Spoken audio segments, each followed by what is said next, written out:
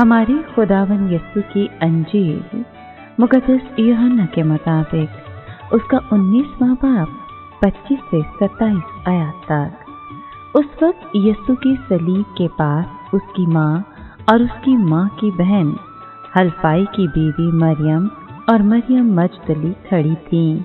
यस्सु ने अपनी माँ को और उस शागिर्द को जिसे वो प्यार करता था पास खड़े देखा और अपनी माँ से कहा, ए खातून, देख तेरा बेटा।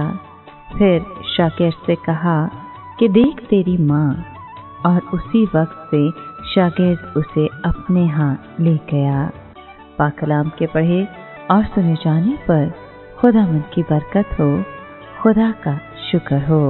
अजीज दोस्तों, आज दुखियारी मुकद्दसा मरियम कवारी की ईद मनाई जाती है। अंजील मुकद्दस में यीशु मसीह अपनी माँ से 2 मकामात पर ए खातून कहकर मुखातिब होता है। पहली बार जब वो अपनी माँ के साथ कानाई जलील के बयां में जाता है। मुकद्दसा मरियम जब अपने बेटे से कहती है कि उनके पास मैं नहीं रही, तो यीशु ने अपनी माँ से कहा, ए खातून, मुझे और तुझे क्या, मेरा वक्त हनूज नहीं आया।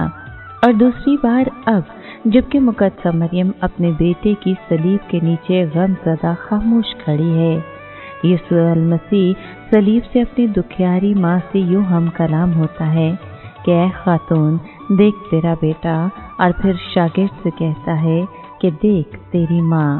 यीशु मसीह अपनी माँ से मादरी ज़ुबान यानी आरामी में मुखातिब होता है। आरामी ज़ुबान में किसी औरत को खातून कहकर बुलाना उसको इज़्ज़त और एहतराम देना होता है। ऐसी औरतें यहूदी माशरे में इज़्ज़तदार खातून कहलाती और आला और अरफा मुकाम रखती थीं, जिन्हें खातून के लक़ब से पुकारा जाता था। इसीलिए यीशु मसीह भी एक यहूदी होते हुए अपनी माँ मुकद्दसा मरियम को ए खातून के लक़ब से मुखातिब करता है। मुकद्दसा मरियम की ताज़ीम और तकरीम करता है, उसे फजीलत देता है और इन्हीं अल्फाज के साथ अपनी माँ को अपने हर दिल अजीज शागिर्द यूहन्ना के ये कहकर कि देख तेरी माँ सुपुर्द करता है। यीशु मसीह अपनी माँ की देखभाल और हिफाजत की जिम्मेदारी अपने प्यारे शागिर्द को देता है। यूहन्ना रसूल शागिर्दियत की उम्दा मिसाल है, जो जत्समनी बाग से लेकर यीशु मसीह के मरने और कब्र में दफनाए जाने और मसीह यीशु के मुर्दों में से जी उठने का चश्मदीद गवाह है।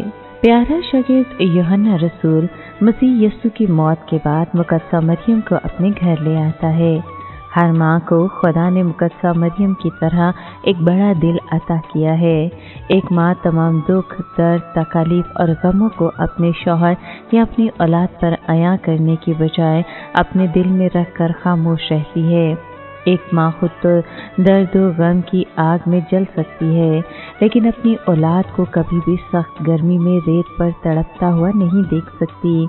इसी तरह मुकद्दसा मरियम भी गमों का समंदर दिल में समोए सलीब के नीचे खड़ी अपने लख्ते जिगर को मुसलसल देखती रही। मुकद्दसा मरियम हमारी वकीला और अजीज माँ है।